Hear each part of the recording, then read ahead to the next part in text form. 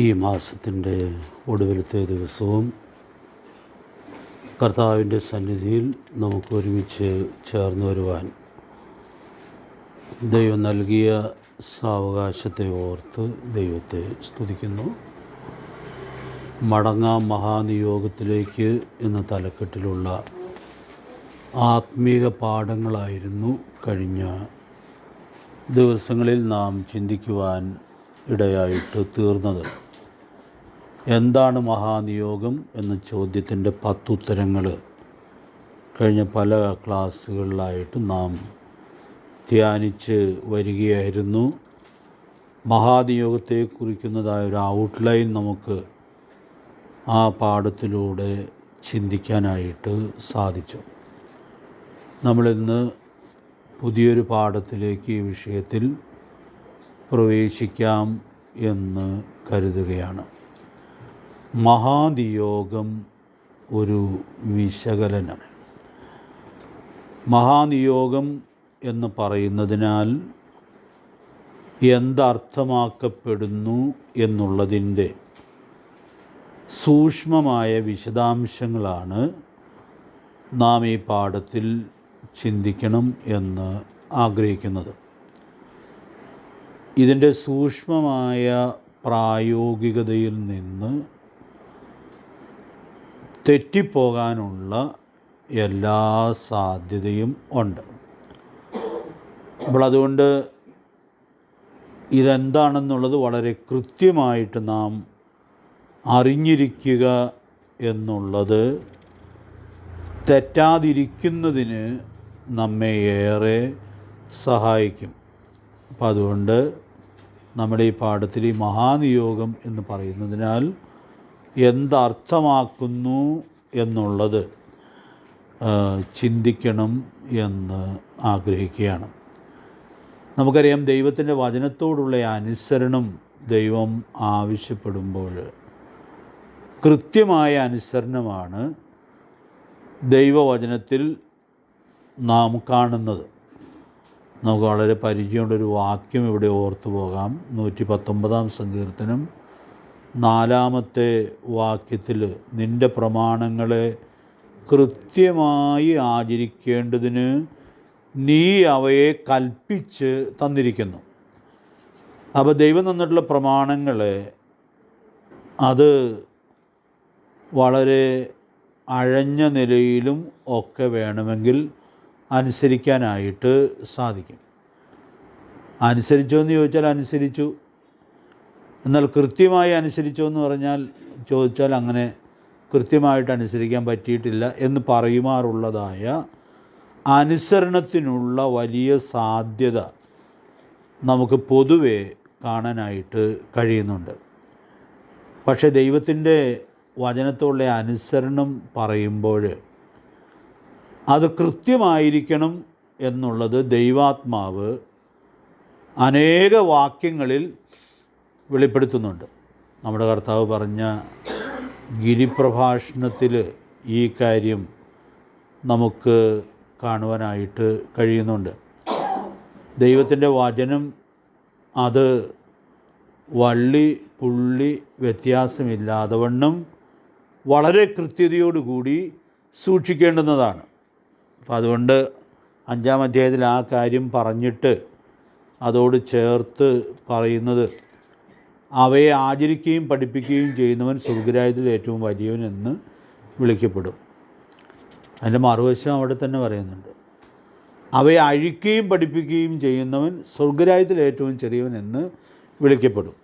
അപ്പോൾ ഈ അഴിച്ച് പഠിപ്പിക്കുമ്പോൾ അതിൻ്റെ കൃത്യതയിൽ നിന്ന് വ്യതിചലിക്കുവാൻ ഇടയായിട്ട് തീരുകയാണ്.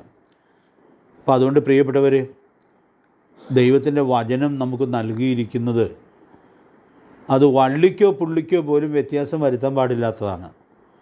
അപ്പോൾ അതുകൊണ്ട് നമ്മൾ എത്രയോ കൃത്യതയോടുകൂടി അതിനോട് അനുസരണം കാണിക്കേണ്ടിയിരിക്കുന്നു എന്നുള്ളതായ വലിയ സത്യം നമുക്കിവിടെ ഓർക്കാനായിട്ട് കഴിയുകയാണ്. കർത്താവ് പറഞ്ഞ മറ്റൊരു വാക്യം കൂടി ചേർത്ത് ഓർക്കാം, ആകാശവും ഭൂമിയും മാറിപ്പോകും, പക്ഷേ എൻ്റെ വചനങ്ങൾ ഒരു നാളും മാറിപ്പോകുകയില്ല. അപ്പോൾ ദൈവത്തിൻ്റെ വചനത്തിൻ്റെ ഈ പ്രത്യേകത നമ്മൾ മനസ്സിലാക്കുമ്പോൾ അത് വളരെ കൃത്യമായി അനുസരിക്കാനുള്ള ഉത്തരവാദിത്വം ഉൾക്കൊള്ളാനായിട്ട് കഴിയുകയാണ്. ഈ വാക്യങ്ങളെക്കാളൊക്കെ നമുക്ക് നല്ല പരിചയമുള്ളൊരു വാക്യമാണ് യോശുവയോട് ദൈവം പറയുന്നതായ വാക്കുകൾ. യോശുവയുടെ പുസ്തകം 1-ാം അധ്യായത്തിൽ നാം അത് വായിക്കുന്നുണ്ട്. ഇത് വിട്ട് ഇടത്തോട്ടോ വലത്തോട്ടോ മാറരുത്. അപ്പോൾ അവിടെയെല്ലാം വളരെ പെർഫെക്റ്റായിട്ടുള്ള അനുസരണമാണ് ദൈവം ആഗ്രഹിക്കുന്നതായി നാം മനസ്സിലാക്കുന്നത്. അപ്പോൾ അതുകൊണ്ട് പ്രിയപ്പെട്ടവരെ, നമുക്ക് ദൈവം തന്നിട്ടുള്ള ഈ മഹാനിയോഗവും അതൊന്നും അഴിക്കാനോ പഠിപ്പിക്കാനോ അനുസരിക്കാനോ ഇടയായിട്ട് തീരാതെ അതതിൻ്റെ ഏറ്റവും കൃത്യതയിൽ അനുസരിച്ച് ആചരിച്ച് സാക്ഷ്യം വഹിക്കാനായിട്ട് നമുക്ക് സാധിക്കണം എന്നുള്ളതാണ് നമ്മെക്കുറിച്ച് ദൈവം ആഗ്രഹിക്കുന്നത്. അതുകൊണ്ട് ആ വലിയ ഉൾക്കാഴ്ച സൂക്ഷിക്കാനായിട്ട് കർത്താവ് നമുക്ക് കൃപ നൽകട്ടെ. നമ്മളിതിൻ്റെ ഒരു വിശദമായൊരു വിശകലനത്തിലേക്ക് വരുന്നതിന് മുമ്പ് ഈ കാര്യം മനസ്സിലാക്കുക എന്നുള്ളത് വളരെ പ്രധാനപ്പെട്ടതായൊരു കാര്യമാണ്. അപ്പോൾ ഇവിടെ ഞാൻ വെളിപ്പാട് പുസ്തകത്തിൽ നമ്മുടെ കർത്താവ് നൽകിയിട്ടുള്ളതായ ഈ ബന്ധത്തിലുള്ളൊരു പ്രബോധനം കൂടി ചേർത്ത് ഓർപ്പിക്കുകയാണ്. ഈ വാക്യത്തിന് വേറെ ഒത്തിരി പ്രാധാന്യങ്ങളുണ്ട്, നമ്മൾ നേരത്തെ അത് ചിന്തിച്ചിട്ടുണ്ട്. തിരുവെഴുത്തുകളുടെ പൂർത്തീകരണത്തിലേക്ക് വെളിപ്പാട് 22-ാം അധ്യായത്തിൽ വരികയാണ്. എന്നാൽ അവിടെ പറയുന്ന ആ 2 വാക്കുകൾ നമുക്ക് ഈ ബന്ധത്തിലും ഉൾക്കൊള്ളാനായിട്ട് സാധിക്കും. 22-ാം അധ്യായത്തിൻ്റെ 18-ഉം 19-ഉം വാക്യങ്ങൾ ഒന്ന് വായിച്ചോളൂ.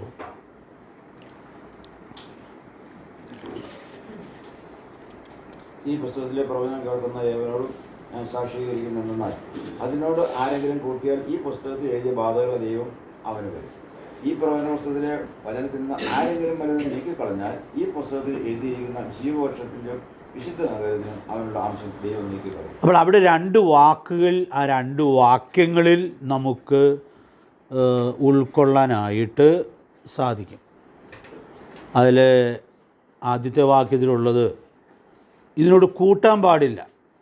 അപ്പോൾ കൂട്ടുന്നതിൻ്റെ ദോഷവും ശിക്ഷയും അവിടെ പറയുന്നുണ്ട്. ശിക്ഷ അങ്ങനെ ഒരു ചെറിയ ശിക്ഷയല്ല അവിടെ പറയുന്നത്. ഈ പുസ്തകത്തിലെ ബാധകളെ ദൈവം അവന് വരുത്തും. അപ്പോൾ ഈ കൂട്ടുക എന്ന് പറഞ്ഞാൽ ഇത്തിരി കൂടിപ്പോയാലും കുഴപ്പമില്ല എന്നാരും വിവേകമുള്ളവർ വിചാരിക്കുകയില്ല. അത് വളരെ ശിക്ഷാർഹമായിട്ടുള്ളതായ കാര്യമാണ്. അപ്പോൾ അതുകൊണ്ട് അറിഞ്ഞും അറിയാതെയൊക്കെ ഇത് കൂട്ടിപ്പോകാനുള്ളതായ സാധ്യത ഉണ്ട്. ഏദൻ തോട്ടത്തിൽ പോലും ഹവ്വ ഒരു വാക്കോടെ കൂട്ടിച്ചേർത്ത് പറഞ്ഞു. വാസ്തവമായി കൽപ്പിച്ചിട്ടുണ്ടോ എന്നാണ് ചോദിച്ചത്. അപ്പോൾ ഉത്തരം പറഞ്ഞു അത് തിന്നുകയും അരുത്, പിന്നെ തൊടുകയും അരുത് എന്ന് പറഞ്ഞാൽ അങ്ങനെ തുടരുന്ന് പറഞ്ഞിട്ടുണ്ടായിരുന്നില്ല.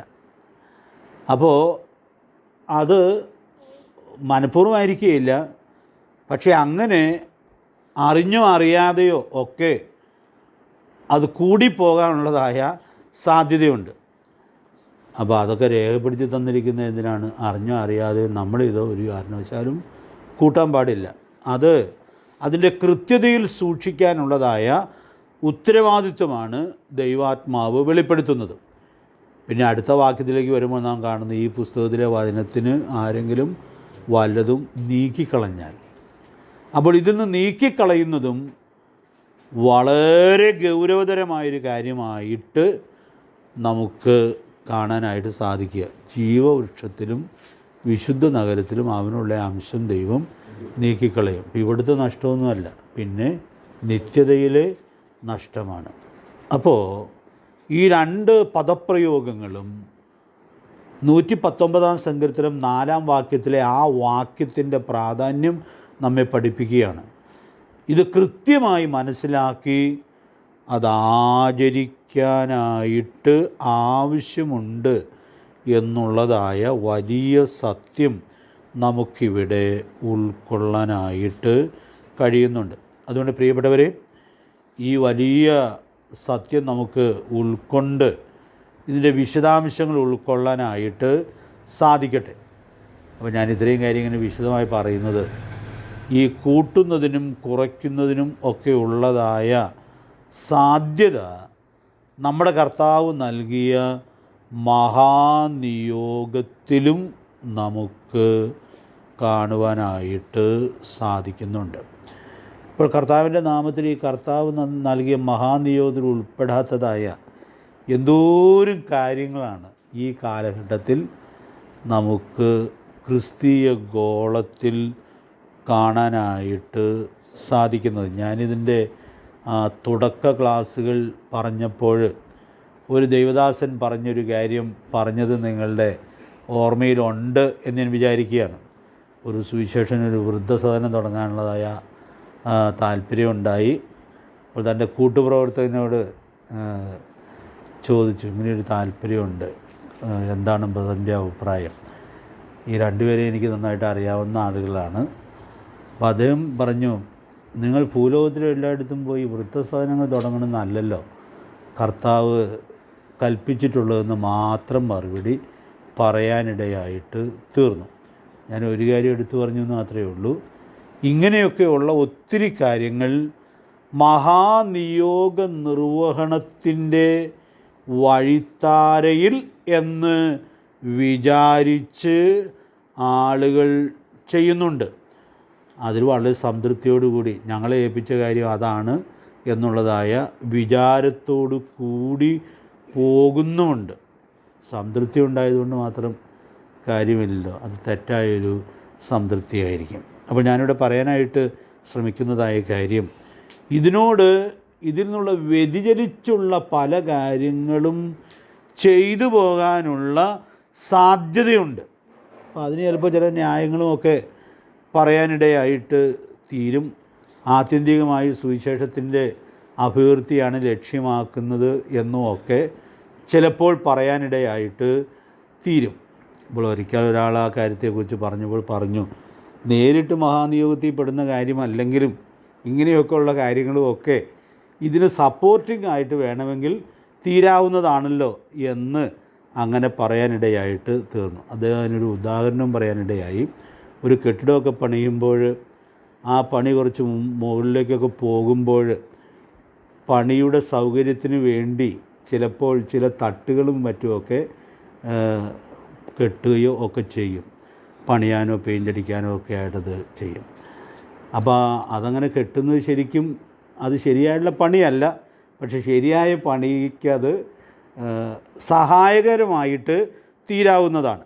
അപ്പോൾ അതുകൊണ്ട് അങ്ങനെ ചെയ്യുന്ന പല കാര്യങ്ങളും ആത്യന്തികമായിട്ട് മഹാനിയോഗത്തിൻ്റെ പ്രായോഗികതയിലേക്ക് നയിക്കാവുന്നതാണ് എന്ന് വേണമെങ്കിൽ പറയാം. പക്ഷെ നമ്മുടെ കർത്താവ് പറഞ്ഞ ഈ കാര്യങ്ങൾ വളരെ വ്യക്തമാണ്, വളരെ കൃത്യതയുള്ളതാണ്. അതുകൊണ്ട് പ്രിയപ്പെട്ടവർ, നമ്മൾ ഈ പാഠത്തിൽ ചിന്തിക്കണം എന്നാഗ്രഹിക്കുന്നത്, നമ്മുടെ കർത്താവ് എന്ത് കൽപ്പിച്ചുവോ അതിന് യാതൊരു വ്യത്യാസവും വരുത്താതെ അതേറ്റവും കൃത്യമായി നമുക്ക് അനുസരിക്കാനായിട്ട് കഴിയേണ്ടിയിരിക്കുന്നു. ദൈവാത്മാവ് അതിനാവശ്യമായ ദൈവകൃപ നമുക്ക് നൽകട്ടെ. വൃദ്ധസ്ഥലങ്ങൾ, സാധനങ്ങളോ സ്ഥാപനങ്ങളോ ഒക്കെ ഉണ്ടാക്കാൻ, അത് നടത്താൻ വിശ്വാസികൾക്കേ പറ്റുള്ളൂ എന്ന് നിർബന്ധമുണ്ടോ? അത് ആർക്കും പറ്റും, അല്ലേ? ആർക്കും പറ്റുന്നതായ കാര്യമാണ്. അതുകൊണ്ട് ഞാൻ നേരത്തെ പറഞ്ഞൊരു സ്റ്റേറ്റ്മെൻറ്റ് ഇവിടെ പറയുകയാണ്. ആർക്കും പറ്റുന്ന കാര്യം ചെയ്ത് നമുക്ക് തന്നിട്ടുള്ള വലിയ ഉത്തരവാദിത്വത്തിൽ നിന്ന് നമ്മൾ വ്യതിചലിക്കാനായിട്ട് പാടില്ല. ഞാൻ കഴിഞ്ഞ ദിവസങ്ങളിൽ ലൂക്കോസ് സുവിശേഷം 9-ാം അധ്യായത്തിൻ്റെ 57 മുതലുള്ള വാക്യങ്ങളെ അധികരിച്ച് ചില വിശദാംശങ്ങൾ പറഞ്ഞപ്പോൾ അവിടെ നിന്നൊരു പ്രമാണം പറഞ്ഞായിരുന്നു. മറ്റുള്ളവർക്കും കൂടി ചെയ്യാൻ കഴിയുന്ന കാര്യങ്ങൾ ചെയ്ത് നിങ്ങൾക്കുള്ളതായ സമയം വേസ്റ്റ് ചെയ്യാനായിട്ട് പാടില്ല. Don't waste your time by doing things others can do. അവിടെ ആ വാക്യത്തിൽ നമ്മൾ കാണുന്നത് ഒരാൾ പറഞ്ഞു ഞാൻ ആ അപ്പനെ കുഴിച്ചിട്ടിട്ട് വരാം എന്ന് പറഞ്ഞു.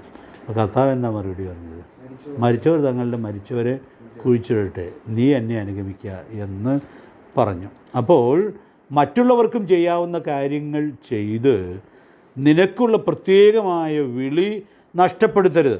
അപ്പോൾ നമ്മുടെ കർത്താവ് ഈ മഹാനിയോഗം തൻ്റെ ശിഷ്യന്മാരെ ഏൽപ്പിക്കുമ്പോൾ ഈ വലിയ രക്ഷണ്യ പ്രവൃത്തി ലോകമെമ്പാടും പ്രചരിപ്പിക്കാനായിട്ട് കർത്താവ് ഈ ബലഹീനരെന്ന് തോന്നുന്ന ലോകത്തിന് തോന്നിയ ആ ശിഷ്യന്മാരെ അത് ഫലമേൽപ്പിക്കുകയായിരുന്നു. അപ്പോൾ ഈ മഹാനിയോഗം അങ്ങനെ ആ ശിഷ്യന്മാർക്കാണത് കർത്താവ് കൈമാറി കൊടുക്കുവാൻ ഇടയായിട്ട് തീർന്നത്. ഇനി ഇന്ന് തിരിഞ്ഞെന്ന് നിങ്ങൾ ചിന്തിച്ചു നോക്കുകയും കർത്താവ് കൊടുത്ത ഈ മഹാനിയോഗം ആ ശിഷ്യന്മാർ നിവർത്തിക്കാനായിട്ട് തുടങ്ങി കഴിഞ്ഞ 21 നൂറ്റാണ്ടുകളിലായിട്ട് ആ മഹാനിയോഗ നിർവഹണം നടന്നുകൊണ്ടേയിരിക്കുകയാണ്. അപ്പോൾ അവരുടെ തലമുറയിൽ തന്നെ ശിഷ്യന്മാർ എവിടെയെല്ലാം ഈ സാക്ഷ്യവുമായി കടന്നുപോയി എന്നുള്ളതായ കാര്യം നമുക്ക് ഉൾക്കൊള്ളാനായിട്ട് സാധിക്കുകയാണ്. ശിഷ്യന്മാരിൽ ഒരാൾ കേരളത്തിലും വന്നു എന്നാണല്ലോ ചരിത്രപരമായി വിശദീകരിക്കുവാൻ ഇടയായിട്ട് തീരുന്നത്. അതുകൊണ്ട് പ്രിയപ്പെട്ടവരെ, ഞാനിവിടെ ഓർപ്പിക്കാൻ ആഗ്രഹിക്കുന്നതായ കാര്യം, നമ്മുടെ കർത്താവ് ഈ നിയോഗം കൊടുക്കുമ്പോൾ അതിനോട് ഒന്നും കൂട്ടാനോ കുറയ്ക്കാനോ ഇടയായിട്ട് തീരാതെ അതിൻ്റെ എല്ലാ കൃത്യതയിലും അത് നിവർത്തിക്കുവാനായിട്ട് സാധിക്കേണ്ടിയിരിക്കുന്നു. അപ്പോൾ കൂട്ടാനുള്ള സാധ്യതയുണ്ട്, കുറച്ച് കളയാനുള്ള സാധ്യത ഉണ്ട്. കുറച്ച് കളയാനുള്ള സാധ്യത നമ്മൾ വ്യാപകമായി സുവിശേഷ ഗോളത്തിൽ കാണുന്നുണ്ട്. മഹാനിയോഗത്തിൽ വളരെ പ്രധാനപ്പെട്ട കാര്യമാണ് രക്ഷിക്കപ്പെടുന്നവരെ എന്ത് ചെയ്യണം? സ്നാനപ്പെടുത്തണം. മത്തായി സുവിശേഷം 28-ാം അധ്യായത്തിൽ ആ മഹാനിയോഗത്തിൽ എന്ത് പ്രാധാന്യത്തിലാണ് ഈ കാര്യം കർത്താവ് ശിഷ്യന്മാരെ ഏൽപ്പിക്കുന്നത്. ആകയാൽ നിങ്ങൾ പുറപ്പെട്ട് പിതാവിൻ്റെയും പുത്രൻ്റെയും പരിശുദ്ധാത്മാവിൻ്റെയും നാമത്തിൽ സ്നാനം കഴിപ്പിച്ചും. അപ്പോൾ ആ ഉത്തരവാദിത്വം എത്രയോ പ്രാധാന്യത്തോടു കൂടിയാണ് കർത്താവ് തൻ്റെ ശിഷ്യന്മാരെ ഏൽപ്പിക്കുന്നത്. പെന്തക്കോസ്ത് നാൾ മുതൽ അപ്പോസ്തലന്മാർ എത്ര കൃത്യമായിട്ടാണ് ആ കാര്യം നിർവഹിക്കുവാനും ഇടയായിട്ട് തീരുന്നത്. പക്ഷേ ഇന്ന് സുവിശേഷം അറിയിക്കുന്ന പല ആളുകളും സ്നാനത്തെക്കുറിച്ച് പറയുകയേ ഇല്ല. അവരും സുവിശേഷ പ്രസംഗമാണ് നടത്തുന്നതെന്നാണ് പറയുന്നത്. ഇനിയിപ്പോൾ ആരെങ്കിലും ഒന്ന് സ്നാനപ്പെടാമെന്ന് ആഗ്രഹിച്ചാൽ അവരെ പെടാനൊട്ട് സമ്മതിക്കുകയുമില്ല. അപ്പോൾ ഈ മഹാനിയോഗം നിർവഹിക്കുന്നു എന്ന് വിചാരിക്കുകയും അതിൽ തൃപ്തിപ്പെടുകയും ചെയ്യുന്ന ആളുകൾക്ക് പോലും വളരെ പ്രധാനപ്പെട്ടതായ കർത്താവിധി നൽകിയതായ കാര്യം അനുസരിക്കുവാൻ കഴിയാത്തവരായിരിക്കുന്നു എന്നുള്ളത് നമുക്കിവിടെ ഉൾക്കൊള്ളാനായിട്ട് കഴിയുകയാണ്. അതൊക്കെ കാരണങ്ങൾ പലതൊക്കെ അവർക്ക് പറയാനുണ്ടാകും. പക്ഷേ കർത്താവ് നൽകിയ ഈ നിയോഗത്തിൽ നിന്ന് വ്യതിചലിക്കുവാൻ ഒരു കാരണവും പറഞ്ഞിട്ട് പ്രയോജനമില്ല. കർത്താവിൻ്റെ കാലത്ത് തന്നെ കർത്താവിൽ വിശ്വസിച്ച എല്ലാവരും അത് ഏറ്റുപറയാതിരുന്നു എന്ന് യോഹന്നാൻ 12:42 നമ്മൾ വായിക്കുന്നുണ്ടല്ലോ. എന്താ കാരണം നിങ്ങൾ ഓർക്കുന്നുണ്ട്? പള്ളിഭ്രഷ്ടരാകാതിരിക്കാനായിട്ട് ഏറ്റുപറഞ്ഞില്ല. അപ്പോൾ ഈ സുവിശേഷ പ്രസംഗവും പരിപാടികളുമൊക്കെ ധാരാളം നടത്തുന്ന ആളുകളും സ്നാനത്തെക്കുറിച്ച് പറയുകയോ സ്നാനപ്പെടുകയോ ചെയ്യാതിരിക്കുമ്പോൾ അത് ചെയ്തു കഴിഞ്ഞാൽ പള്ളിയിൽ നിന്ന് പുറത്താക്കപ്പെടും. അപ്പോൾ അതുകൊണ്ട് പള്ളിക്കകത്ത് നിന്ന് ചെയ്യാവുന്ന സുവിശേഷ പ്രവർത്തനം മതി എന്ന് വിചാരിക്കുകയാണ്. പ്രിയപ്പെട്ടവരെ, ഞാൻ ഓർപ്പിക്കാനായിട്ട് ആഗ്രഹിക്കുന്നത് ഈ നിയോഗ നിർവഹണത്തിൽ എത്രയോ വ്യത്യസ്തതകൾ നമുക്ക് ക്രിസ്തീയ സഭയുടെ ചരിത്രത്തിലും കാണുവാനായിട്ട് സാധിക്കുന്നുണ്ട്. അതുകൊണ്ട് ഞാനിവിടെ ഓർപ്പിക്കാനായിട്ട് ആഗ്രഹിക്കുന്ന കാര്യം, ഈ മഹാനിയോഗത്തിൻ്റെ മഹത്വം മനസ്സിലാക്കി അതിൻ്റെ എല്ലാ സൂക്ഷ്മാംശങ്ങളും കൃത്യമായിട്ട് ആചരിച്ച് കർത്താവിൻ്റെ നിയോഗം നിർവഹിക്കണം എന്നുള്ളതാണ് കർത്താവ് നമ്മെക്കുറിച്ച് ആഗ്രഹിക്കുന്നത്. വളരെ കൃത്യമായിട്ടത് ആചരിക്കുന്ന ആളുകൾ ഇവിടെ വലിയവരാകാനുള്ള സാധ്യത വളരെയധികം കുറവായിരിക്കും. പക്ഷേ എവിടെ വലിയവരാകാം അവർക്ക്? സ്വർഗരാജ്യത്തിൽ അവർ വലിയവർ ആയിരിക്കും. അതുകൊണ്ട് പ്രിയപ്പെട്ടവർ, നമ്മളെല്ലാവരും നിത്യതയെ ലക്ഷ്യമാക്കി ജീവിക്കുന്നവരും പ്രവർത്തിക്കുന്നവരുമായ ആളുകളാണ്, പ്രവർത്തിക്കേണ്ടിയവരായ ആളുകളാണ്. അപ്പോൾ അതുകൊണ്ട് നമ്മൾ കേവലം താൽക്കാലികമായ ലക്ഷ്യങ്ങളിലല്ല ജീവിക്കുകയും പ്രവർത്തിക്കുകയും ചെയ്യുന്നത്, നിത്യതയെ ലക്ഷ്യമാക്കുകയാണ്. അപ്പോൾ ആത്മാക്കൾ രക്ഷിക്കപ്പെടണം, അവർ ദൈവസഭയുടെ ബന്ധത്തിൽ വരണം, അവർ പഠിപ്പിച്ച് ശിഷ്യപ്പെടുത്തപ്പെടുവാൻ ഇടയായിട്ട് തീരണം. അപ്പോസ്തലനായ പൗലോസ് ഫിലിപ്പിലേത്തി പറയുന്നത് പോലെ ക്രിസ്തുവിൻ്റെ നാളിൽ അവരന്യരും പിന്നെ ഇടർച്ചയില്ലാത്തവരുമായിട്ട് തീരത്തക്കവണ്ണം അവരെ ഒരുക്കുക എന്നുള്ളതായ വലിയ ഉത്തരവാദിത്വമാണ് മഹാനിയോഗ നിർവഹണത്തിൽ ദൈവം നമുക്ക് തന്നിട്ടുള്ളത്. അതുകൊണ്ട് പ്രിയപ്പെട്ടവരെ, ഈ വലിയ ലക്ഷ്യമാണ് നമ്മുടെ മുമ്പിലുള്ളത് എന്നുള്ളത് കൊണ്ട് ആ ലക്ഷ്യത്തിൻ്റെ നിവൃത്തിക്ക് വേണ്ടി നമ്മെ ഏൽപ്പിച്ചിരിക്കുന്ന ഉത്തരവാദിത്വം എല്ലാ കൃത്യതയിലും അനുസരിക്കുവാനായിട്ട് സാധിക്കേണ്ടിയിരിക്കുന്നു. ദൈവാത്മാവ് നമുക്ക് അതിനാവശ്യമായ ദൈവകൃപ നൽകട്ടെ. കഴിഞ്ഞ നാടുകളിലുമൊക്കെ അനേകർ കർത്താവിനെ അനുസരിക്കുവാനും വേർപെട്ട് സാക്ഷ്യം വഹിക്കുവാനൊക്കെ ഇടയായിട്ട് തീർന്നപ്പോൾ നമ്മുടെ കർത്താവ് നൽകിയ കൽപ്പന അനുസരിക്കണമെന്നുള്ള ശക്തമായ നിർബന്ധം കൊണ്ടാണ് ആ കാര്യങ്ങൾ അവർ അനുസരിക്കുവാൻ ഇടയായിട്ട് തീർന്നത്. കഴിഞ്ഞ ദിവസം ഒരു സന്ദേശം ഞാൻ കേട്ടപ്പോൾ അതിലൊരു ദേവദാസൻ വിശദീകരിക്കുന്നത് കേട്ടു. സമുദായത്തിലൊക്കെ ആയിരുന്ന ആളുകൾ ബൈബിൾ വായിച്ച് ഇതിൻ്റെ സത്യങ്ങളൊക്കെ മനസ്സിലാക്കിയപ്പോൾ കർത്തൃമേശ ആചരിക്കണമെന്നുള്ള അതിശക്തമായ നിർബന്ധത്തിലാണ് അവർ പള്ളിയിൽ നിന്ന് വിട്ട് ഒരുമിച്ച് കൂടുവാൻ ഇടയായിട്ട് തീർന്നത് എന്നൊരു സന്ദേശത്തിൽ ചരിത്രപരമായി വിശദീകരിക്കുന്നത് കേൾക്കുവാൻ ഇടയായിട്ട് തീർന്നു. അതുകൊണ്ട് പ്രിയപ്പെട്ടവരെ, ഞാനിവിടെ ഓർപ്പിക്കാനായിട്ട് ആഗ്രഹിക്കുന്നതായ കാര്യം, കർത്താവ് നൽകിയതായ കൽപ്പനയോടുള്ളതായ അനുസരണത്തിൽ വിട്ടുവീഴ്ച കൂടാതെ കൃത്യമായിട്ടത് സൂക്ഷിക്കാനായിട്ട് സാധിക്കട്ടെ. ഈ ഭാഗികമായ അനുസരണം ദൈവം അനുസരണമായിട്ട് കണക്കാക്കുകയോ? കണക്കാക്കുകയില്ല. അത് വെളിപ്പെടുത്തുന്ന എത്രയോ സംഭവങ്ങൾ വേദപുസ്തകത്തിൽ നാം കാണുന്നുണ്ട്. അതുകൊണ്ട് ഞാൻ അതിൽ ഒരു സംഭവം ഈ ബന്ധത്തിലൊരു മുന്നറിയിപ്പായിട്ട് ഓർപ്പിക്കണം എന്ന് ആഗ്രഹിക്കുകയാണ്. 1 ശമൂവേൽ 15-ാം അധ്യായത്തിൽ ശൗലിന്, ഇസ്രായേലിലെ ആദ്യത്തെ രാജാവിന് വളരെ കൃത്യമായ ഒരു കൽപ്പന കൊടുത്തതായി നമുക്ക് വായിക്കുവാനായിട്ട് സാധിക്കുന്നുണ്ട്. 15-ാം അധ്യായം അതിൻ്റെ 3-ാമത്തെ വാക്യം ഒന്ന് വായിച്ചോളൂ. 3-ാമത്തെ അമലേഖരെ തോൽപ്പിച്ച് അവർക്കുള്ളതൊക്കെയും നിർമൂലമാക്കി കളയാം. അവരോട് കനിവ് തോന്നരുത്. പുരുഷന്മാരെയും സ്ത്രീകളെയും കുട്ടികളെയും മുലകുടിക്കുന്നവരെയും കാള, ആട, ഒട്ടകം, കഴുത എന്നിവയെയും സംഗ്രഹിച്ചു കളയും. അപ്പോൾ അവിടെ കൽപ്പന വളരെ കൃത്യമായിട്ടുള്ള കൽപ്പനയാണ്. ആരെയാണ് സംഹരിക്കേണ്ടത്? ഒരവ്യക്തതയുമില്ല, വളരെ കൃത്യമായിട്ടത് പറഞ്ഞിട്ടുണ്ട്. ഇനി എന്തൊക്കെ ഇതിൽ ഉൾപ്പെടും എന്നുള്ളതിനെക്കുറിച്ച് ഈ ശൗലിനോ വല്ല സംശയത്തിനും ആവശ്യമുണ്ടോ? ഒരു ആവശ്യവുമില്ല. കാരണം അവിടെ അതെല്ലാം വളരെ കൃത്യമായി സ്പെസിഫൈ ചെയ്ത് പറഞ്ഞിട്ടുണ്ട്.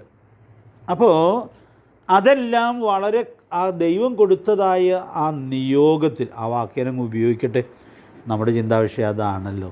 ഇവിടെ ശൗലിനൊരു നിയോഗം കൊടുക്കുമ്പോൾ ആ നിയോഗത്തിൽ യാതൊരവ്യക്തതയും ഇല്ല. അത് വളരെ കൃത്യമായി പറയുന്നുണ്ട്. മാത്രമല്ല ശൗലിനോട് ഈ കാര്യം പറയുമ്പോൾ അതിൽ ചില കാര്യങ്ങളൊക്കെ വളരെ വേദനയുള്ള കാര്യമാണ്. പുരുഷന്മാരെ, സ്ത്രീകളെ, കുട്ടികളെ, മുല കുടിക്കുന്നവരെ ഒക്കെ ആ നിലയിൽ സംഹരിച്ച് കളക എന്ന് പറയുന്നത് വളരെ വേദനാജനകമായ ഒരു കാര്യമാണ്. സ്വാഭാവികമായിട്ട് അതിനൊരു ബുദ്ധിമുട്ട് ആർക്കും തോന്നാകുന്നതാണ്. പക്ഷേ ഇതിൻ്റെ കാരണവും ദൈവം പറയുന്നുണ്ട്. ആ വാക്യം, മൂന്നാമത്തെ വാക്യം തുടങ്ങുന്നത് ആകയാൽ നീ ചെന്ന് എന്ന് പറഞ്ഞാൽ, ആകയാൽ എന്ന വാക്കിൽ എന്തിനാണ് ഞാൻ ഈ കാര്യം പറയുന്നത് എന്നുള്ളത് വളരെ വ്യക്തമാണ്. രണ്ടാം വാക്യം ഒന്ന് വായിച്ച്. സൈന്യങ്ങളുടെ യഹോവ ഇപ്രകാരം അരുളിച്ചെയ്യുന്നു, ഇസ്രായേൽ മിസ്രൈമിൽ നിന്ന് പുറപ്പെട്ടു വരുമ്പോൾ വഴിയിൽ വെച്ച് അമ്മയിലേക്ക് അവരെ ആക്രമിച്ച് അവരോട് ചെയ്തതിനെ ഞാൻ കുറിച്ചു വച്ചിരിക്കുന്നു. അപ്പോൾ അവിടെ പറയുന്നതായ കാര്യം, ശൗൽ വേറെ അന്വേഷണങ്ങളൊന്നും നടത്തേണ്ട ആവശ്യമില്ല. ഈ നിയോഗം ശൗലിനെ ഏൽപ്പിക്കുമ്പോൾ എന്തുകൊണ്ട് ദൈവം ഇത് പറഞ്ഞു എന്നുള്ളത് വളരെ കൃത്യമായിട്ട് അവിടെ ഓർപ്പിക്കുക. ഈ രണ്ടാം വാക്യത്തിലെ കാര്യം പറഞ്ഞിട്ട് പറയാം, ആകയാൽ നീ ഈ കാര്യം ചെയ്യണം. അതൊരു ദൈവനീതിയിൽ നൽകപ്പെട്ടതായ നിയോഗമാണ്. അവിടെ നമ്മൾ ഭയത്തോടെ ഉൾക്കൊള്ളേണ്ട ചില കാര്യങ്ങൾ ഉണ്ട്. അതിൻ്റെ വിശദാംശങ്ങളിലേക്ക് ഞാൻ പോകുന്നില്ലെങ്കിൽ ഒരു വാക്ക് ഞാനൊന്ന് എടുത്ത് പറയുകയാണ്. അമാലേക്ക് ഇസ്രയേൽ യാത്ര ചെയ്തു വരുമ്പോൾ അവരോട് എങ്ങനെ പെരുമാറി എന്നുള്ളത് ദൈവം എന്ത് ചെയ്തിരിക്കുകയെന്ന് പറഞ്ഞു, കുറിച്ച് വച്ചിരിക്കുകയാണ്. അപ്പോൾ ദൈവത്തിന് ഒരു കാര്യം ഓർമ്മയിൽ വെക്കാനായിട്ട് കുറിച്ച് വയ്ക്കേണ്ടതായ ആവശ്യമില്ല. അമാലേക്ക് എങ്ങനെ ചെയ്തു എന്നുള്ളത് ഇവരുടെ ചരിത്രത്തിലും കുറിച്ച് വയ്ക്കുവാൻ ഇടയായിട്ട് തീർന്നിട്ടുണ്ട്. ചരിത്രത്തിൽ കുറിച്ച് വെച്ച കാര്യമല്ല ഇവിടെ പറയുന്നത്. പിന്നെയോ ദൈവം പറയുന്നത്, ഞാൻ അത് കുറിച്ച് വെച്ചിട്ടുണ്ട്. ഇത് അമാലേക്കിൻ്റെ പാപം മാത്രമാണോ കുറിച്ച് വെക്കുകയുള്ളൂ? അല്ല, നമ്മുടെ പാപവും കുറിച്ച് വയ്ക്കും. അപ്പോൾ നാം നമ്മുടെ ജീവിതത്തെ എത്രയോ സൂക്ഷിക്കാനുള്ളതായ ആവശ്യകതയുണ്ട്. ഞങ്ങൾ ഈ ദിവസങ്ങളിൽ ന്യായാധിപന്മാരുടെ പുസ്തകത്തിലൂടെ പോകുമ്പോൾ ചില അസാധാരണമായ സംഭവങ്ങൾ അവിടെ നടക്കുന്നുണ്ട്. 1-ാം അധ്യായത്തിൽ തന്നെ വളരെ അസാധാരണമായൊരു സംഭവമുണ്ട്. അദോനിബേസക്ക് എന്ന് പറഞ്ഞ രാജാവിനെ ഇസ്രയേൽ ആക്രമിച്ച് കീഴടക്കി. അയാളെ ജീവനോടെ പിടിച്ചുകൊണ്ട് വന്നു. അയാൾ ചെയ്തതായ കാര്യം നിങ്ങൾക്കറിയാമല്ലോ അല്ലേ? കൈകാലുകളുടെ പെരുവിരൽ മുറിച്ച് കളഞ്ഞു. അപ്പോൾ മുറിച്ച് കളഞ്ഞ അങ്ങേര് ജീവിക്കുകയാണ്. ഈ പെരുവിരൽ മുറിച്ചാൽ പിന്നെ ഒരു സാധനം എടുക്കാൻ പോലും പറ്റുകയില്ല. എൻ്റെ വലതുകൈയുടെ പെരുവിരലിന് 3-5 ദിവസത്തേക്ക് ഭയങ്കര വേദനയായിരുന്നു. ഇപ്പം അത് മാറി കേട്ടോ. ഈ ഷർട്ടിൻ്റെ ബട്ടൺസ് പോലും വീട്ടിലുള്ളവരെ കൊണ്ടാണ് 2-3 ദിവസം ഇടിയിപ്പിച്ചാണ് പോകാനിടയായത്. അങ്ങ് ഇടാൻ പറ്റുന്നില്ലായത്. അപ്പോഴാണ് ഈ പെരുവിരൽ എന്തൊരു പ്രധാനപ്പെട്ടൊരു സംവിധാനമാണെന്നുള്ളത് ഞാൻ പ്രത്യേകിച്ച് ഓർക്കാൻ ഈ വേദഭാഗം വായിച്ചുകൊണ്ടിരിക്കുന്ന സമയം കൂടിയാണ്. അപ്പോൾ അങ്ങേര് ആ വഴിയിലൂടെ പോയപ്പോൾ അങ്ങേരൊരു പൂർവ്വകാലം ഓർത്തു. ഈ കൈകാലുകളുടെ പെരുവിരൽ മുറിച്ച 70 രാജാക്കന്മാർ ഇങ്ങേരുടെ മുമ്പിൽ ഇങ്ങനെ കഴിഞ്ഞിട്ടുണ്ടായിരുന്നു. നോക്കണേ, ഇയാൾ എന്തൊരു ക്രൂരനായ മനുഷ്യനായിരുന്നു. 70 രാജാക്കന്മാരെ പിടിച്ചുകൊണ്ട് വന്ന് കൈകാലുകളുടെ പെരുവിരൽ മുറിച്ച് ഇവരിങ്ങനെ എന്തെങ്കിലുമൊക്കെ പെറുക്കി തിന്നി ഇങ്ങനെയൊക്കെ എന്തെങ്കിലുമൊക്കെ പെറുക്കി തിന്നൊക്കെ കഴിഞ്ഞു കൂടുന്നത് കണ്ട് രസിച്ചുകൊണ്ടിരുന്ന ആളാണ് ഇദ്ദേഹം. അപ്പോൾ അദ്ദേഹത്തിന് ഈ പരുവം വന്നപ്പോൾ അദ്ദേഹം പറഞ്ഞു, ഇത് ദൈവം എന്നോട് പ്രതികാരം ചെയ്തതാണ് എന്ന് തിരിച്ചറിയാനിടയായി. ഞാൻ വേദഭാഗം വായിച്ചപ്പോൾ ഓർത്തു, അദ്ദേഹത്തിന് അത്രയെങ്കിലും വിവരമുണ്ടല്ലോ. കാരണം ഈ വഴിയിലൂടെ കടന്നു പോയപ്പോൾ ഇത് ഞാൻ ചെയ്ത ദുഷ്പ്രവൃത്തിയുടെ അനന്തരഫലമാണെന്ന് തിരിച്ചറിയാനുള്ള വിവേകം അദ്ദേഹത്തിന് ഉണ്ടായി. അതുകൊണ്ട് ഈ അനുഭവത്തിൽ വന്നതിന് തനിക്കൊത്തിരി പരാതി തോന്നിയില്ലെന്നാണ് ആ വേദഭാവം വായിക്കുമ്പോൾ നമ്മൾ മനസ്സിലാക്കുന്നത്. ഞാൻ വളരെ ഭയത്തോടെ ഒരു കാര്യം ഓർപ്പിക്കുകയാണ്. അദ്ദേഹം ഒരു പുറജാതി രാജാവാണ്. എങ്കിൽ പോലും ഈ വഴിയിലൂടെ കടന്നു പോകുമ്പോൾ എൻ്റെ പ്രവൃത്തികളുടെ സന്ദർശനമാണല്ലോ ഇത് എന്ന് തിരിച്ചറിയാനുള്ള നീതിബോധം തന്നെ ഭരിച്ചു എന്നുള്ളത് നാം ഗൗരവമായിട്ട് ഉൾക്കൊള്ളേണ്ടതാണ്. നാം സഭകളുടെ ക്രിസ്തുവിനെക്കുറിച്ച് ചിന്തിച്ച നാളുകളിൽ ഞാൻ ഏറ്റവും അധികം പറഞ്ഞുള്ളൊരു വാക്യമുണ്ട്. അതുകൊണ്ട് ആ വാക്യം വായിക്കേണ്ട എന്ന് ഞാൻ വിചാരിക്കുകയാണ്. വെളിപ്പാട് 2:23 നമ്മൾ വായിക്കുന്നത്, ഞാൻ ഉൾപ്പുകളെയും ഹൃദയങ്ങളെയും ആരാഞ്ഞറിയുന്നവനെന്ന് സകല സഭകളും അറിയും. എന്നിട്ട് പറയുന്നതായ കാര്യം, ഞാൻ അവളുടെ പ്രവൃത്തികൾക്ക് പകരം ചെയ്യും. അപ്പോൾ ദൈവം ഓരോ പ്രവൃത്തികളും കുറിച്ച് വെച്ച് പകരം ചെയ്യുന്നു എന്നുള്ളത് പഴയ നിയമവും പുതിയ നിയമവും ഒരുപോലെ വെളിപ്പെടുത്തുന്നതാണ്. എന്തുകൊണ്ടാണ് ദൈവം അങ്ങനെ ചെയ്യുന്നത്? ദൈവം സ്നേഹവാനായിരിക്കുന്നതിന് പോലെ തന്നെ ദൈവം നീതിമാനും ആണ്. അതുകൊണ്ട് പ്രിയപ്പെട്ടവരെ, നമ്മുടെ പ്രവാസകാലം ഭയത്തോടെ കഴിക്കാനായിട്ട് കഴിയേണ്ടിയിരിക്കുന്നു. അതുകൊണ്ട് ലേഖനങ്ങളിലൊക്കെ എത്ര ഉപദേശം നമുക്ക് നൽകിയിട്ടുള്ളത്. മുഖപക്ഷം കൂടാതെ ഓരോരുത്തരുടെ പ്രവൃത്തിക്ക് തക്കവണ്ണം ന്യായം വിധിക്കുന്നവനെ നിങ്ങൾ പിതാവെന്ന് വിളിക്കുന്നു എങ്കിൽ നിങ്ങളുടെ പ്രവാസകാലം ഭയത്തോടെ കഴിപ്പിൻ. അപ്പോൾ ഞാനിവിടെ ഓർപ്പിക്കാൻ ആഗ്രഹിക്കുന്നത്, ഓരോ പാപത്തിനും കൃത്യമായ ദൈവിക ഇടപെടലുണ്ട് എന്നുള്ളത് നാം തിരിച്ചറിഞ്ഞ് ഭയത്തോടെ ജീവിക്കാനുള്ളതായ ആവശ്യകതയുണ്ട്. ദൈവാത്മാവ് നമ്മെ സഹായിക്കട്ടെ. ഞാൻ ഈ വിശദീകരിക്കുന്നതിൻ്റെ കൂടുതൽ ഒരു ചെറിയ ദൂതും കൂടെ പറയുക. റോമാലേഖനം 12-ാം അധ്യായത്തിൽ പറയുന്നുണ്ട്, ദൈവം പകരം ചെയ്തോളും. അതുകൊണ്ട് നിങ്ങൾ എന്ത് ചെയ്യേണ്ട? നിങ്ങൾ പകരം ചെയ്യാനായിട്ട്, അത് അങ്ങനെയല്ലേ പറഞ്ഞേക്കണേ, നിങ്ങൾ പകരം ചെയ്യേണ്ട, അത് ഞാൻ ചെയ്തോളാം. ഈ പകരം ചെയ്യുക എന്ന് പറയുന്നത് ദൈവം ചെയ്യുന്നതായ കാര്യമാണ്. പുതിയ നിയമത്തിലേക്ക് വരുമ്പോൾ നമ്മളോടത് ചെയ്യേണ്ട എന്ന് വളരെ പ്രത്യേകമായ നിലയിൽ കൽപ്പിച്ചിട്ടുമുണ്ട്. അപ്പോൾ അതുകൊണ്ട് നമ്മൾ പകരം ചെയ്യാനായിട്ട് ബന്ധപ്പെടരുത്. അങ്ങനെ ബന്ധപ്പെട്ടാൽ നമ്മൾ ആവശ്യമില്ലാത്തതൊക്കെ ചെയ്യും. പിന്നെ നമ്മളോട് നീതിമാനായ ദൈവം വേറെ പകരം ചെയ്യേണ്ടതായിട്ട് വരും. അതുകൊണ്ട് പ്രിയപ്പെട്ടവരെ, നമുക്ക് വളരെ ഭയത്തോടെ ജീവിക്കാനായിട്ട് ദൈവാത്മാവ് നമ്മെ സഹായിക്കട്ടെ. ഈ വാക്യം വന്നപ്പോൾ അത് ഓർപ്പിച്ചു എന്ന് മാത്രമേ ഉള്ളൂ. ദൈവം ശൗലിനോട് പറയുക, ശൗലേ, ഞാൻ അമാലേക്കിൻ്റെ പാപം കുറിച്ചു വച്ചിട്ടുണ്ട്, ഇപ്പോൾ അതിൻ്റെ സന്ദർശന സമയമാണ്. അത് നിർവഹിക്കാനായിട്ട് ഞാൻ രാജാവാക്കിയ നീ ഈ കാര്യം ചെയ്യണം എന്നുള്ളതായ നിർദ്ദേശം അവിടെ കൊടുക്കുന്നു എന്നുള്ളത് നമുക്കിവിടെ കാണാനായിട്ട് സാധിക്കുകയാണ്. അവിടെ വേറൊരു കാര്യം കൂടി ഞാനിന്ന് പോലെ ചിന്തിച്ചപ്പോൾ ഓർത്തു. ഈ അമാലേക്ക് ആക്രമിച്ചത് ആരെയാണ്? ഇസ്രയേലിനെയാണ് ആക്രമിച്ചത്. ഇസ്രയേൽ ആരാണ്? ദൈവത്തിൻ്റെ ജനമാണ്.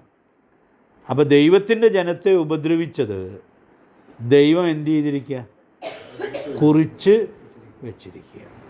അപ്പോൾ ഇത് നമുക്ക് വളരെ ഭംഗിയായിട്ട് അറിയാവുന്നൊരു കാര്യമാണ്. എങ്കിലും ഞാനൊന്ന് കണക്ട് ചെയ്ത് പറയുക. ശൗല് മറ്റൊരു ശൗലാണ്. പുതിയ നിയമത്തിലെ ശൗല് കർത്താവിൻ്റെ ജനത്തെ ഉപദ്രവിക്കുകയാണ്. നമുക്ക് എടുത്തു വായിക്കേണ്ട ആവശ്യമില്ല വാക്യം. ശൗലിനെ ദൈവം തൊടുമ്പോൾ, കർത്താവ് തൊടുമ്പോൾ, ശൗലേ നീ എന്നെ ഉപദ്രവിക്കുന്നത് എന്ത്? അപ്പോൾ അവിടെ ശൗല് കർത്താവിൻ്റെ ജനത്തെ ഉപദ്രവിക്കുമ്പോൾ കർത്താവിനെ ഉപദ്രവിക്കുന്നതായിട്ട് കർത്താവ് അത് കണ്ടു എന്നുള്ളത് നാം കാണുകയാണ്. അപ്പോൾ ഇവിടെ നമുക്കൊരു സന്ദേശമുണ്ട് കേട്ടോ. നാം ഉപദ്രവിക്കപ്പെടുമ്പോൾ ശരിക്കും നാം അല്ലല്ലോ ഉപദ്രവിക്കപ്പെടുന്നത്, നമ്മൾ ആരുടെ വകയാണ്? കർത്താവിൻ്റെ വകയാണ്. അതുകൊണ്ട് നമ്മുടെ ആളുടെ ഉപദ്രവിക്കുമ്പോൾ അത് കർത്താവിനും കൂടിയുള്ള ഉപദ്രവമാണെന്ന് തിരിച്ചറിയാനായിട്ട് സാധിച്ചാൽ നമുക്ക് ആ ഉപദ്രവത്തിൽ എത്രയോ അധികം ആശ്വാസം അനുഭവിക്കാനായിട്ട് സാധിക്കും. ഗിരിപ്രഭാഷണത്തിൽ നമ്മൾ വായിക്കുന്നുണ്ടല്ലോ, എൻ്റെ നിമിത്തം നിങ്ങളെ പഴിക്കുകയും ഉപദ്രവിക്കുകയും എല്ലാ തിന്മയും കളവായി പറയുകയും ചെയ്യുമ്പോൾ നിങ്ങൾ ഭാഗ്യവാന്മാർ. സ്വർഗത്തിൽ നിങ്ങളുടെ പ്രതിഫലം വലുതാകൊണ്ട് സന്തോഷിച്ചുല്ലസിപ്പിൻ. അപ്പോൾ നിങ്ങളെ ഉപദ്രവിക്കുമ്പോൾ നിങ്ങളെ അല്ലല്ലോ ഉപദ്രവിക്കുന്നത്, എന്നെയും കൂടെയാണ് ഉപദ്രവിക്കുന്നത്. അപ്പോൾ അമാലേക്ക് ഇസ്രയേലിനെ ആക്രമിക്കുകയും അവർക്ക് ദ്രോഹം ചെയ്യുകയും ചെയ്തപ്പോൾ അത് ദൈവം തനിക്കെതിരെയുള്ള ദ്രോഹമായി തിരിച്ചറിഞ്ഞു എന്നുള്ളത് നമുക്കിവിടെ ഉൾക്കൊള്ളാനായിട്ട് സാധിക്കുക. 9-ാം അധ്യായത്തിൻ്റെ 4-ാമത്തെ വാക്യത്തിൽ പറയാത്തൊരു കാര്യം 26-ാം അധ്യായത്തിൻ്റെ 14-ാമത്തെ വാക്യത്തിൽ പറഞ്ഞിട്ടുണ്ടെന്ന് നമ്മൾ നേരത്തെ ചിന്തിക്കാനിടയായിട്ട് തീർന്നിട്ടുണ്ട്. പൗലോസ് സാക്ഷ്യം പറയുമ്പോൾ സാക്ഷ്യം പറയുന്നുണ്ട്, ശൗലേ ശൗലേ നീ എന്നെ ഉപദ്രവിക്കുന്നത് എന്ത്? പിന്നെ മുള്ളിന് നേരെ ഉതയ്ക്കുന്നത് നിനക്ക് നല്ലതല്ല, അത് വിഹിതമല്ല. അപ്പോൾ അതിനൊരു പുതിയ മലയാള പരിഭാഷ ഞാൻ അന്ന് പറഞ്ഞായിരുന്നു. ആണിയിൽ തൊഴിക്കുന്നത് നിനക്ക് ദോഷമാണ്.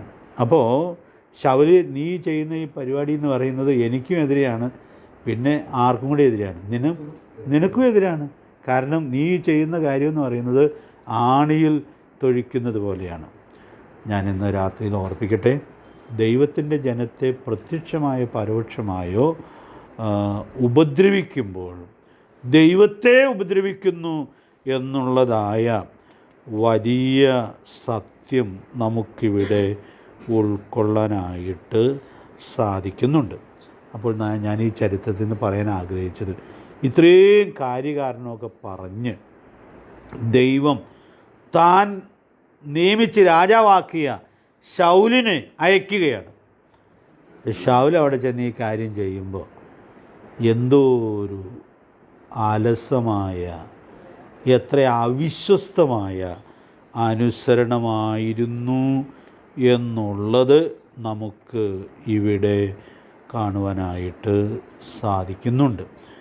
ദൈവം തന്നോട് കൽപ്പിച്ചതിൽ തനിക്ക് താല്പര്യമുള്ളത് അനുസരിച്ചു. തനിക്ക് താല്പര്യമില്ലാത്ത കാര്യങ്ങൾ അദ്ദേഹം അനുസരിച്ചില്ല. അതിൻ്റെ വിശദാംശങ്ങൾ ഇവിടെ ഉണ്ട്. വിശദാംശം മുഴുവനും എല്ലാം ചിന്തിക്കാൻ പറ്റുമെന്ന് അറിയില്ല, എങ്കിലും ഞാൻ അതിൻ്റെ ഔട്ട്ലൈൻ ഒന്ന് പറയാം. പിന്നെ നിങ്ങൾ ഈ ചരിത്രം വീട്ടിൽ പോയി വായിച്ചാൽ മതി.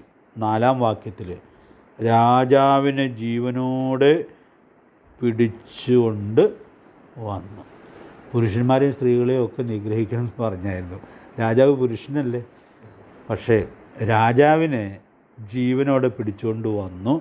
ആ വാക്യത്തിൽ പറയുന്നു, ജനങ്ങളെ വാളിൻ്റെ വാഴ്ത്തലയാൽ നിർമൂലമാക്കി. അറിയാവുന്ന കാര്യമായതുകൊണ്ട് ഞാൻ വേഗത്തിൽ പറയാം. 9-ാം വാക്യത്തിൽ ആട്, മാട്, തടിച്ച മൃഗം, കുഞ്ഞാടുകളിൽ ഉത്തമമായത് ഇവയൊക്കെ നിർമൂലമാക്കുവാൻ മനസ്സില്ലാതെ ജീവനോടെ സൂക്ഷിച്ചു. പ്രിയപ്പെട്ടവരെ, അപ്പോൾ ഇവിടെ എത്ര അവിശ്വസ്തമായ അനുസരണമാണ് കാണുന്നത്.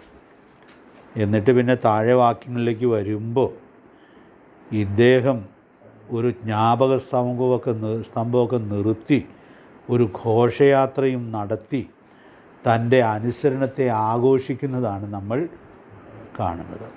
അപ്പോൾ ഈ ജ്ഞാപക സ്തംഭമൊക്കെ നിർത്തി ഘോഷയാത്രയൊക്കെ നടത്തി ശൗല് സ്വന്തം അനുസരണത്തെ ആഘോഷിക്കുവാൻ ഇടയായിട്ട് തീരുമ്പോൾ എന്ന് പറയുന്ന ഏറ്റവും ഭയപ്പെടുത്തിയ ഒരു വാക്യം, ശൗലിൻ്റെ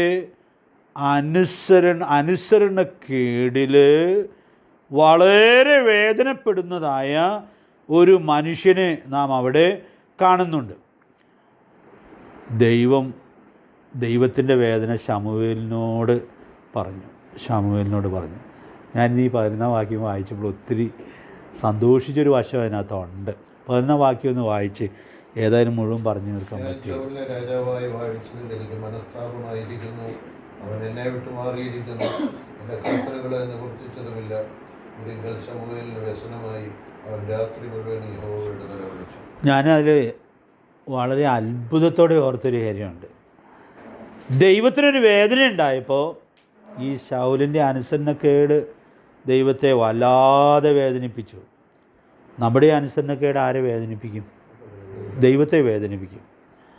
അതിലെന്നെ അത്ഭുതപ്പെടുത്തിയത് ദൈവത്തിനുണ്ടായ വേദന ദൈവം ആരോട് വന്ന് പങ്കുവയ്ക്കുകയാണ്? ശമൂവേലിനോട് പങ്കുവയ്ക്കുകയാണ്. ഇത് ഒരസാധാരണമായിട്ടുള്ള ബന്ധമാണ്. ഇതൊരു പദവിയാണെന്നാണ് ഞാൻ ചിന്തിച്ചത്. കാരണം സ്വർഗത്തിലെ ദൈവത്തിന് ഒരു വേദന ഉണ്ടായത് തൻ്റെ വിശ്വസ്ത ഭൃത്യനായ ശമൂവേലിനോട് ദൈവം വന്ന് പറയുകയാണ്. നമുക്കെല്ലാവർക്കും ആഗ്രഹിക്കാവുന്നൊരു കാര്യമാണത്. ദൈവത്തിൻ്റെ വേദന നമ്മോട് പങ്കിടാൻ കഴിയുന്ന ഹൃദ്യമായ ദൈവിക ബന്ധം, അത് എത്രയോ അഭിലഷണീയമായ ഒന്നാണ്. ശമൂവേലിനത് മനസ്സിലായി. എന്നിട്ട് നമ്മളവിടെ വായിക്കുന്നത്, ശമൂവേൽ അന്ന് രാത്രി മുഴുവൻ എന്ത് ചെയ്യുകയാണ്? യഹോവയോട് നിലവിളിക്കുകയാണ്. എന്ന് പറഞ്ഞാൽ, ദൈവമേ, ഈ അനുസരണക്കേടിന് തക്കവണ്ണം ഈ ജനത്തോട് ഇടപെടരുത് എന്നുള്ള പക്ഷപാത പ്രാർത്ഥനയായിരുന്നിരിക്കും എന്ന് ഞാൻ വിചാരിക്കുകയാണ്. പ്രിയപ്പെട്ടവരെ, ഒരു വശത്ത് ജ്ഞാപകസ്തംഭം നാട്ടി വലിയ ഘോഷയാത്ര ശൗലിൻ്റെ നേതൃത്വത്തിൽ നടക്കുകയാണ്. ഇങ്ങേ വശത്ത് ശമൂവേൽ ദൈവസന്നിധിയിരുന്ന് നിലവിളിക്കുകയാണ്, ജനത്തിനു വേണ്ടി നിലവിളിക്കുകയാണ്. ഒരു വശത്ത് ആഘോഷമാണ്, അനുസരണക്കേടിനെ തുടർന്നുള്ള ആഘോഷം. അനുസരണക്കേട് കാണിച്ച രാജാവിനും ജനത്തിനും വേണ്ടി നിലവിളിക്കുന്ന ശമൂവേലിനെ നമുക്ക് മറുവശത്ത് കാണാനായിട്ട് സാധിക്കുകയാണ്. അതുകൊണ്ട് പ്രിയപ്പെട്ടവരെ, ഇവിടെ ഞാൻ ഓർപ്പിക്കാൻ ആഗ്രഹിക്കുന്നൊരു കാര്യം, ദൈവിക പ്രമാണത്തിൽ നിന്നൊക്കെ ആളുകൾ പോകുമ്പോൾ നമ്മൾ ഒത്തിരി ധാർമ്മിക രോഷം കൊണ്ടിട്ട് കാര്യമില്ല. പിന്നെയോ അവരെ ഓർത്ത് കരയാനും വേദനപ്പെടാനും പക്ഷപാതം ചെയ്യാനും സാധിക്കുന്നിടത്താണ് ഉണർവുണ്ടായിട്ടുള്ളത്. അതുകൊണ്ട് 119 സംഗതി പറയുന്നുണ്ട്, ന്യായപ്രമാണം അനുസരിക്കാതെ നടക്കുന്നവരെ ഓർക്കുമ്പോൾ സങ്കീർത്തനക്കാരൻ്റെ കണ്ണിൽ നിന്ന് കണ്ണുനീര് വരികയാണ്. പ്രിയപ്പെട്ടവരെ, ഞാൻ ഇന്ന് രാത്രി ഇങ്ങനെ ഉപസംഹരിക്കട്ടെ. ഇവിടെ ഞാൻ പറയാൻ ശ്രമിക്കുന്നതായ കാര്യം, ദൈവം കൊടുത്ത കൃത്യമായ നിയോഗത്തിൽ നിന്ന് രാജാവായിരുന്നിട്ടും ശൗല് തൻ്റെ ഇഷ്ടം പോലെ വ്യതിചലിക്കുക. ഞാൻ അടുത്ത ദിവസത്തിൻ്റെ അല്പ വിശദീകരണം പറയാം. നിങ്ങൾ ഈ പോർഷനൊന്ന് വായിച്ചുകൊണ്ടും വന്നോളൂ. ഇന്ന് മഹാനിയോഗത്തിൽ നിന്നൊക്കെ ഈ മൃഗങ്ങളെയൊക്കെ എന്തിനാണ് കൊണ്ടുവന്നതെന്നൊരു ന്യായം ശൗലിന് പറയാനുണ്ട്. എന്താ ന്യായം? എനിക്ക് യാഗം കഴിക്കാനായിട്ട് കൊണ്ടുവന്നത്. രക്ഷിക്കപ്പെട്ടു എന്നൊക്കെ പറയുകയും സ്നാനപ്പെടാൻ ഒരുക്കമല്ലാതിരിക്കുകയും ചെയ്യുന്ന ഒത്തിരി സുവിശേഷ സുഹൃത്തുക്കളെ എനിക്കുമുണ്ട്. അവരോട് പലപ്പോഴുമൊക്കെ ഈ കാര്യങ്ങൾ പറഞ്ഞിട്ടുണ്ട്. അവരെല്ലാം അതിന് പറയുന്ന ന്യായം, സ്നാനപ്പെട്ടാൽ പിന്നെ ഇവരിൽ നിന്ന് അങ്ങ് പുറത്തേക്ക് പോകും, പിന്നെ ഈ ജനത്തെ ഉദ്ധരിക്കാനായിട്ട് പറ്റുകയില്ല. കേട്ടാൽ വളരെ എന്തൊരു സ്നേഹമാണെന്ന് നമുക്ക് തോന്നും. അപ്പോൾ കർത്താവ് കൊടുത്ത കൃത്യമായ കൽപ്പനയ്ക്ക് അനുസരണക്കേട് കാണിച്ച് ചില ആളുകളെ രക്ഷിക്കാമെന്ന് വിചാരിക്കുകയാണ്. എത്രയോ മൗഢ്യമായിട്ടുള്ളതായ കാര്യം. വിശദാംശം ഞാൻ അടുത്ത ക്ലാസ്സിൽ പറയാം. പ്രിയപ്പെട്ടവരെ, കർത്താവ് തന്ന നിയോഗത്തിൽ നിന്ന് വ്യതിചലിച്ച് ആത്മാക്കളെ നേടാനായിട്ട് ശ്രമിക്കുകയാണ്. ആ നേട്ടം എന്തൊരു നേട്ടമായിരിക്കും, ആർക്കു വേണ്ടി നേടും? അതുകൊണ്ട് ഞാൻ ഇന്ന് രാത്രി ഓർപ്പിക്കാനായിട്ട് ആഗ്രഹിക്കുന്നത്, നമ്മൾ കർത്താവ് തന്ന നിയോഗം അതിൻ്റെ കൃത്യതയിൽ മനസ്സിലാക്കി അതിൽ നിന്ന് ഇടത്തോട്ടോ വലത്തോട്ടോ മാറാതെ ഏറ്റവും ശരിയായിട്ട് നമുക്കത് ആചരിക്കാൻ ദൈവം അവസരം നൽകിയിരിക്കുകയാണ്. നമ്മുടെ തലമുറയിൽ അത് വിശ്വസ്തമായി ചെയ്യേണ്ടതിന് ദൈവാത്മാവ് നമുക്ക് ഏവർക്കും കൃപ നൽകട്ടെ. വ്യതിചലനം ധാരാളം കാണുമ്പോൾ വ്യതിചലിക്കുന്നവരാണല്ലോ മഹാഭൂരിപക്ഷം എന്ന് വിചാരിച്ച് നമ്മൾ ക്ഷീണിക്കേണ്ടതായ ആവശ്യം ഇല്ല. പിന്നെയോ വ്യതിചലിക്കാതെ കൃത്യമായി സൂക്ഷിക്കുന്നവരോട് കൂടെ നിയോഗം തന്നവൻ ഇരിക്കും. അതുകൊണ്ട് യോശുവയോട് പറയുന്നുണ്ട്, നീ ഭയപ്പെടേണ്ട, നീ ഇത് കൃത്യമായിട്ട് ഇടത്തോട്ടോ വലത്തോട്ടോ മാറാതെ അനുസരിക്കാനായിട്ട് ഉറപ്പും ധൈര്യവും ഉള്ളവനായിരിക്കും. ഞാൻ നിന്നോട് കൂടെ ഇരിക്കും. കർത്താവ് മഹാനിയോഗങ്ങൾ കൊടുത്തപ്പോൾ പറഞ്ഞല്ലോ, ഞാനോ ലോകാവസാനത്തുള്ള എല്ലാ നാളും നിങ്ങളോട് കൂടെ ഇരിക്കും. അതുകൊണ്ട് പ്രിയപ്പെട്ടവരെ, ഈ നിയോഗത്തിൽ നിന്ന് അങ്ങോട്ടും ഇങ്ങോട്ടും മാറുന്നില്ല എന്നുള്ളത് സൂക്ഷ്മതയോടെ ഉറപ്പാക്കാം. 1-2 കാര്യങ്ങളോട് ഞാൻ ഈ ആമുഖവാക്കിൽ പറയും. കർത്താവ് നമ്മെ സഹായിക്കട്ടെ. ഇതുപോലെ എത്രയോ സംഭവങ്ങൾ വേദപുസ്തകത്തിലുണ്ട്. ഇതെല്ലാം നമുക്കുള്ള മുന്നറിയിപ്പായിട്ടിരിക്കുന്നു. ആ മുന്നറിയിപ്പ് ഉൾക്കൊണ്ട് സൂക്ഷിക്കുവാൻ കർത്താവ് നമുക്ക് ധാരാളം ദൈവകൃപ നൽകട്ടെ. കർത്താവിൻ്റെ വിലയേറിയ നാമം വാഴ്ത്തപ്പെടുമാറാകട്ടെ.